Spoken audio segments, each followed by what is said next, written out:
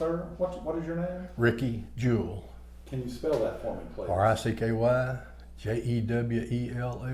And where are you from? We live in Benton right now, Okay. Arkansas. When did you live in Dias? I left here in 1972, was born in 1950.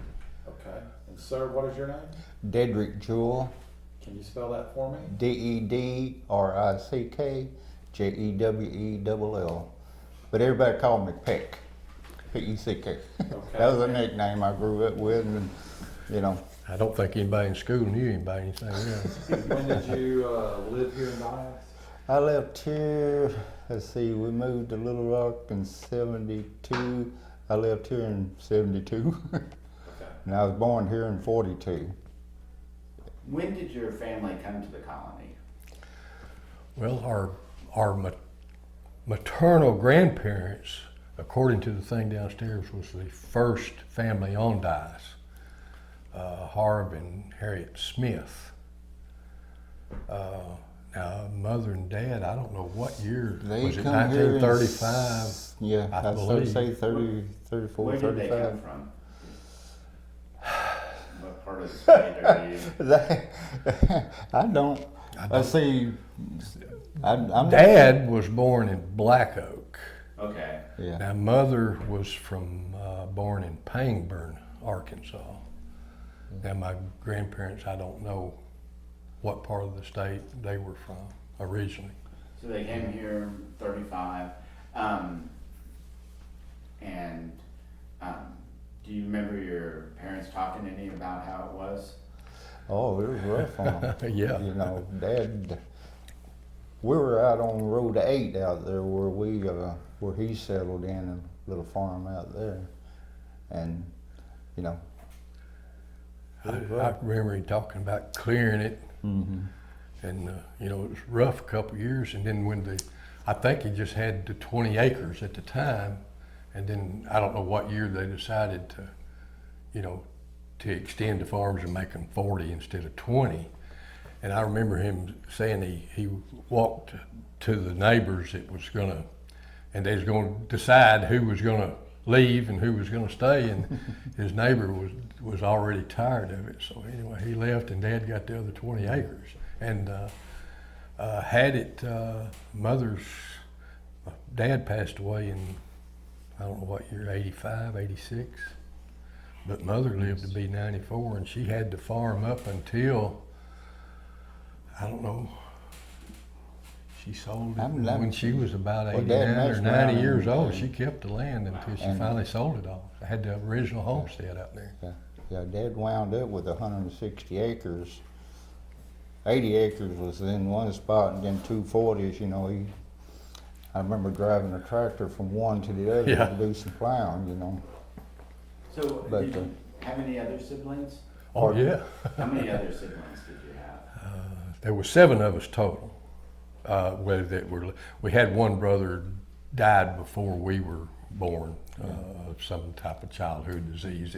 He would have been the oldest boy. We had a sister that she's passed on now, but she was the oldest, and the rest of us are still alive.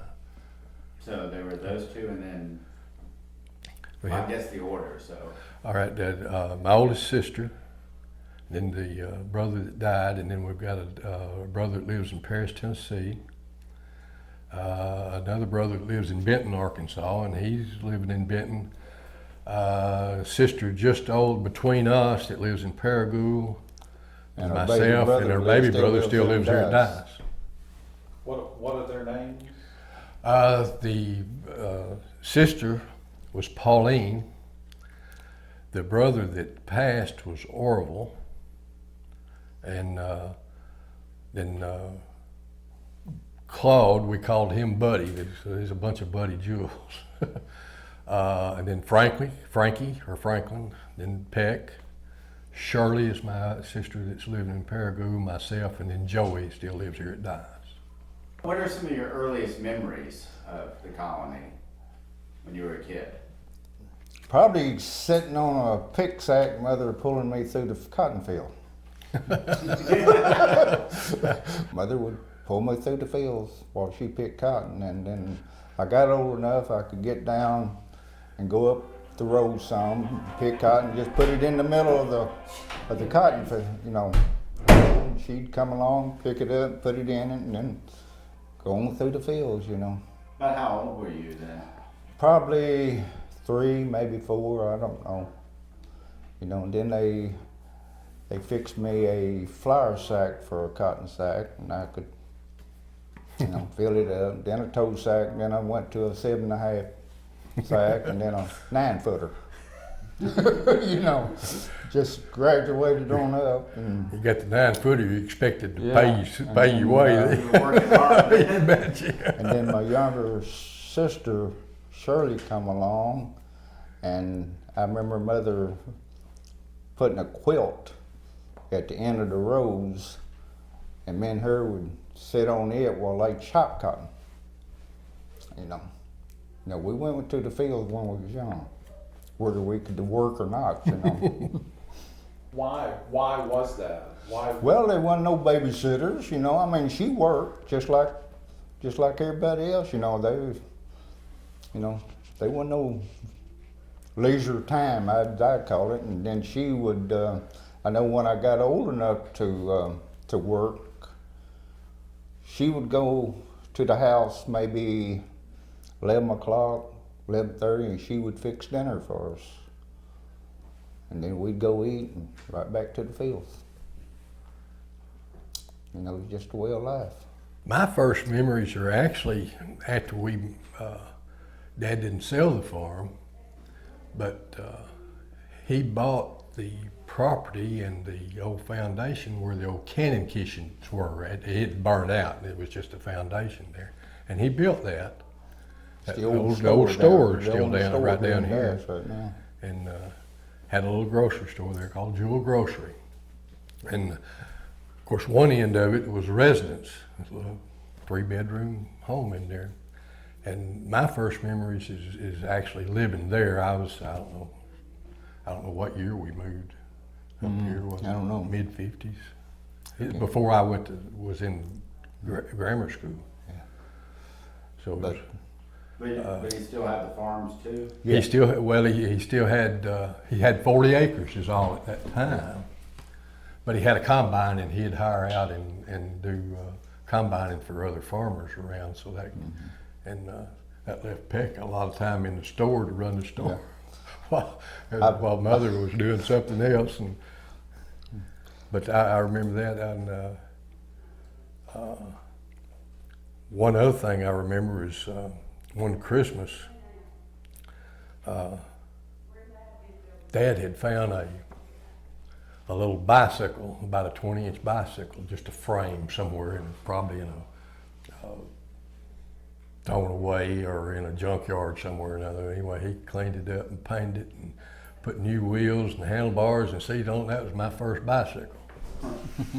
Had training wheels on it. I remember one of them kept coming off, so I was forced into learning how to ride it without training wheels. It skint many a knees. The store that your father operated, what kind of stuff did it sell? It was groceries. Groceries. Where was he getting the food from? Was he buying from locals, or was he? No, it was, yeah, I mean, it was like a regular grocery. I don't know exactly. I was pretty young. I don't know where he got it. Just I know that there was a truck that come out of Memphis once or twice a week with fresh produce. Now, where that came from, I don't know. But it's yeah. Was it the only grocery store in this no, area? at that time there was 3. Yeah. Jewell Grocery, and then across the street, right across the street, was Leonard Williams. Leonard Williams Grocery, and then here in the center, over here where the stage is now, is what they call the big store, which I think it probably originally was the co-op store. What was the co-op store? The colony, everything was a co-op. The gin, the store, everybody that had a farm out here was a part owner, from what I understand.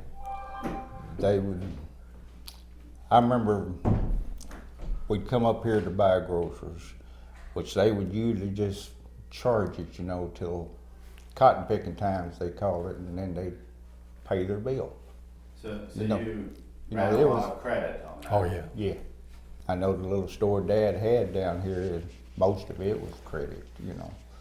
People might, Yeah. it might take them, you know, we had one woman, I remember come in there and she would buy 2 weeks worth of groceries. And she charged that and pay what she owed from the 2 weeks before that.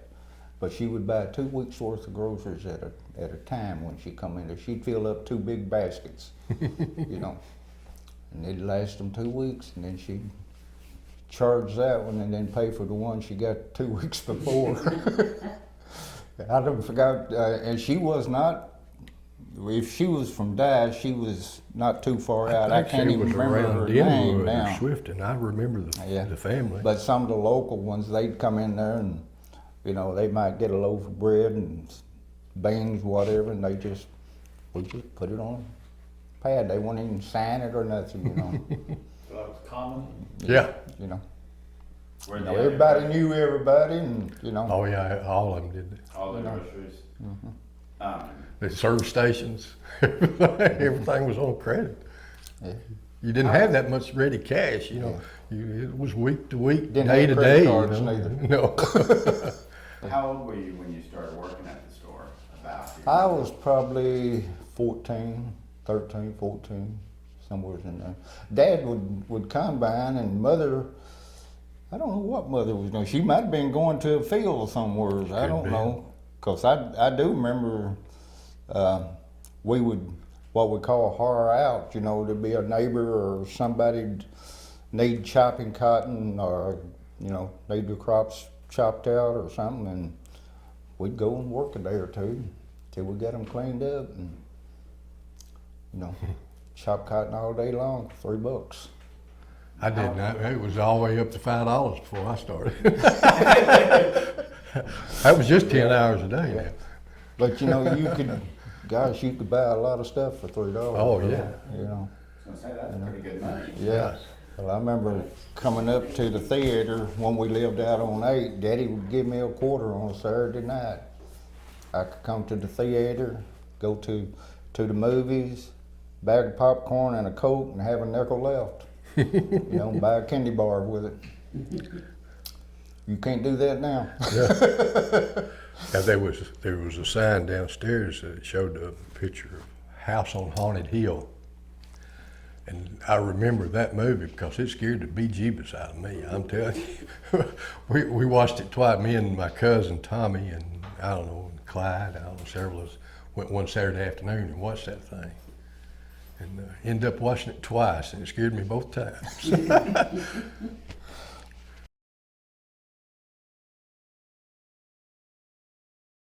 How was the school here? Oh man, the old school, it was, you know, it was different. I mean, What do you mean? I don't know how to explain. You really respected your teachers. You know, it almost like you were scared of them, especially the principal and the super. You know, but they were fair. You know, and Do you remember who the principal or? Lynn Cox was the super, and the principal that I remember in that school was John Wallace. Now, after we got to the new school, it was Jimmy Allen. When I graduated, it was Jimmy, and he was also one of the basketball coaches. I remember John, who later on became principal, taught me in the 5th grade. I never did have him And, as an instructor. Anyhow, our last class of that day, we would have, actually, if we got through with it quick enough, I think it was a spelling test or something, we would go out in the playground or just, you know, out there and play a little softball or something. He let us go out there and we'd all play a little softball for a while. But we done our classwork first, you know. You were mentioning that he was the basketball coach. Did you guys play basketball or anything? I did. He did, yeah. Yeah, from At that time, we started in the 5th grade going to the gym an hour a day, and in 6th grade, you had a 6th grade team. What position did you play? I played forward guard, kind of a swing. I got a growth spurt there after I got into high school, and I played forward or off guard sometimes. You guys any good? Well, it depends on who you played. Against some teams, yeah, we were pretty good. Against others, no. My senior year, we won the county invitational tournament. That's for the B schools. Yeah. Dice always had A pretty good a team. pretty good little basketball team.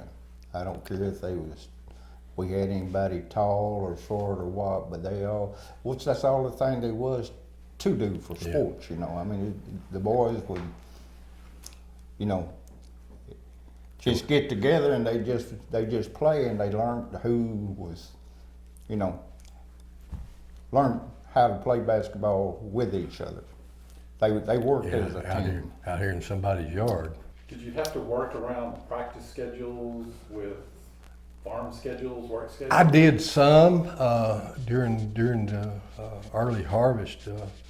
Mother, a lot of time we'd be, after school at practice, and she'd come get me to drive a load of soybeans to the mill or something. You know, I didn't even have a driver's license, but that's what I got to do sometimes. But it wasn't very often. Just when they really got really busy. Well, you was at the store at the time. Let's see, well, we moved back. Dad, Yeah, that's Dad after we moved back out of the sold the farm. store for a 40-acre farm. Yeah, traded.